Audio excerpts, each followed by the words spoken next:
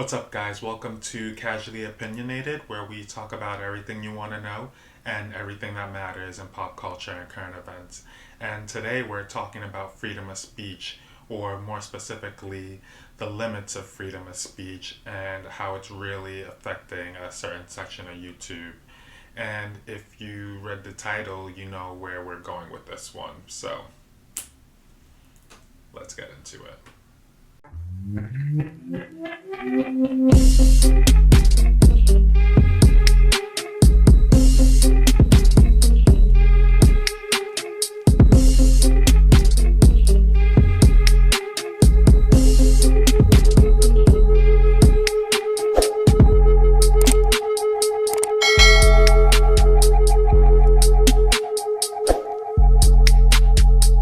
So, in case you couldn't tell, I'm brand new to YouTube. I've only been doing this a couple of months. Feel free to hit the prompt over here to check out some more of my videos.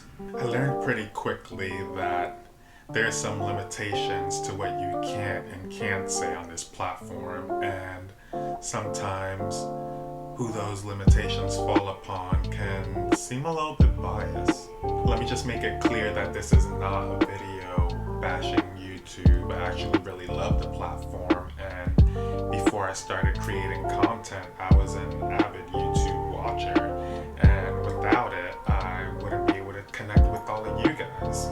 Keeping this train chugging along, I think a good place to start with this one is Section 230. So Section 230 is a piece of internet legislation that generally provides immunity for website platforms from the third-party content, essentially separating publisher from platform. I might have to throw a little bit of writer lingo at you guys, but please bear with me. Now, YouTube has been updating its guidelines to prevent harassment, bullying, hate speech, and the like. And although they have been successful in taking down some pretty hardcore stuff, there are a lot of things out there that are getting flagged or straight up taken down for being slightly critical or edgy due to YouTube's heavy curation process. This makes YouTube operate more like a publication instead of a platform, minus all the pitching article ideas and editing sometimes.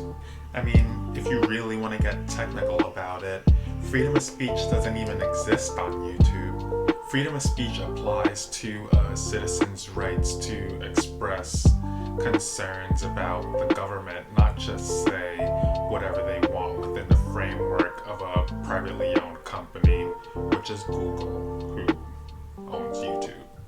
Now, there's no way for them to actually curate everything that goes up on the site. I mean, there's millions of videos that go up on YouTube a day. So they have these automated algorithms that determine what's appropriate for the site. And when it comes to monetization, it's literally in the hands of YouTube and Google, no one else. And that brings me to the MGTOW movement. For those who don't know, MGTOW stands for Men Going Their Own Way, and their content is known as red pill content, which is an obvious Matrix reference. And their section of YouTube has been dubbed the Manosphere. In its most extreme sense, a man who is MGTOW has no romantic contact with a woman, and that includes no children, no intimacy, no girlfriend, no long-term relationship. You catch my drift. Now, there are many subsects of MGTOW, and some people may practice some things within the MGTOW mindset and not other things, and their content usually looks like this. Most of what you've seen are toxic relationships. You think toxic relationships are normal. And guess what? So do women. So do they. They believe that if the relationship does not include some sort of vigorous disagreement, arguing, or some physical confrontation, that man is boring. All right? That man is a boring, lame guy. All right? If she's not trying to find out if you're boning another woman, all right, and checking through your phone and fussing at you, she believes you are a boring man. Now, I wish I was kidding here, but there's a lot of women who believe that, especially women in their 20s and 30s. Number 3, you gotta give respect to get respect. False. Respect is earned, gentlemen, never given. Funny thing is, 99% of the mouths I've heard this come out of are female. And as we all know, females these days aren't good for much of anything outside of hookups. So it stands to reason they say this all the time, knowing full well they don't possess qualities or characteristics worthy of the respect they demand. Something else to consider is that men who disrespect women the most seem to get the most respect from women. Crazy how that works, right? As you can see, many people would be offended by this stuff, but does it justify trying to stifle freedom of speech? There are these two YouTubers, Ab and Preach, who talk about an array of taboo topics. Their channel is awesome. I highly recommend checking it out. They recently released a video called Why We Think the Red Pill is Necessary, and I'll let Kevin and Donovan talk about what happened next. There's a lot of attention placed in this area, and since we're talking about Ab and Preach, I want to bring up something that happened to their platform. Oh. Last week or so, they put a notice out on the community tab, in effect saying that YouTube had discontinued them from the. Hold on, let me read it because I don't want to. Okay. I don't want to misinterpret it. But they said that they're gonna be off doing videos for the next couple of weeks because they're trying to straighten out why they have been removed from the partner program. Meaning they're not, if it stands right now, they won't be getting monetization money from YouTube. So they think it's a snafu, but they have to take it. They have to take some time to figure this stuff out. So what their latest post it says, we're taking the next 2 weeks to sort out this YouTube stuff. Meanwhile, get your Ab and Preach fix off of their Patreon. Now, behind the scenes, I'd actually heard from them about a couple 3 weeks ago, and they were saying, "Hey, it'll be great to do a live stream." And they sent me a message on IG, and this was before I had my family emergency come up and before their channel got knocked. But I just want you to know that, like, it amazes me how when guys tend to go in a certain direction with content, these glitches happen. I mean, my Instagram channel in the middle of a live stream was just accidentally deleted by Instagram. What? And and they said, sorry about that. We didn't mean to do that. And I had to upload the message that YouTube sent me, and then to hear Ab and Preach, who keep it pretty clean, to hear that their channel has been effectively removed from the partner program. So that means all revenue, super chat, everything else. Almighty. And Kevin, you said they keep it super clean, but I'm gonna tell you what, we've all watched. I don't know if the panel's watched the video.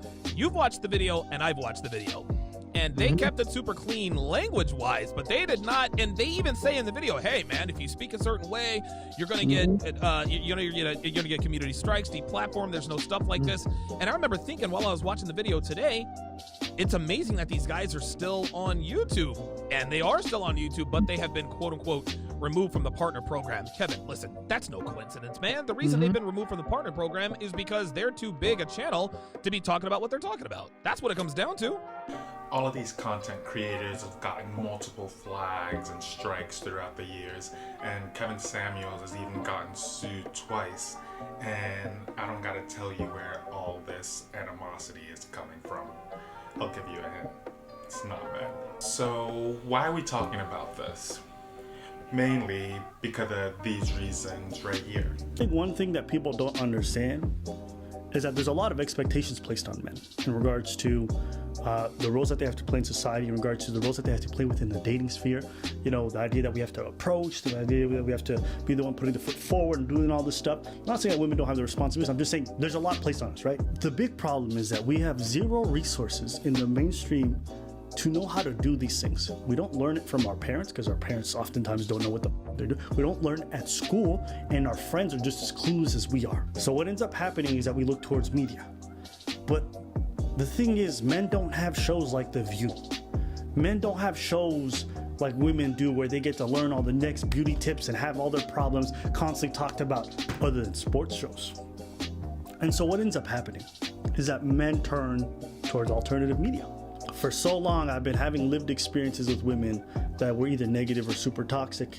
And when I would bring this up to people around me, they would gaslight me, or they'd be like, well, as a man, that's not a real thing. So, right, whether it be being hit, whether it be like women doing weird stuff, saying terrible things, and like just the lack of accountability that society seems to place on women in those kind of scenarios threw me for a loop. I couldn't believe it.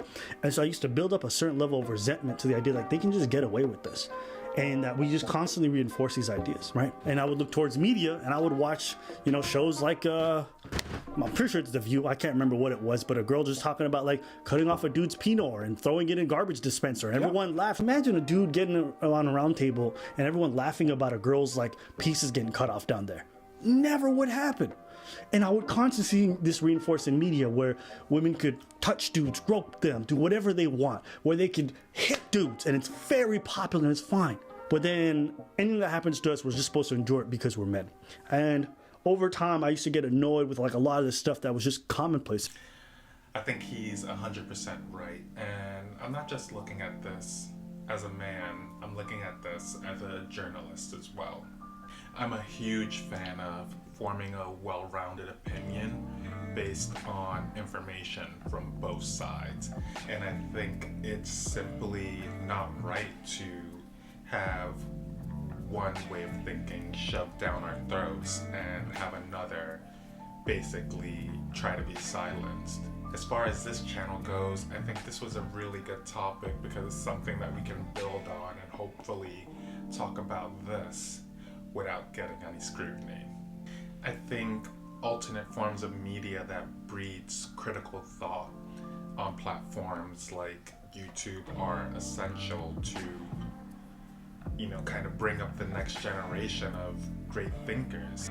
So what do you guys think about this whole thing? What do you think about the MGTOW movement in general? What do you think about male-tailored content similar to The View? Comment below, let me know.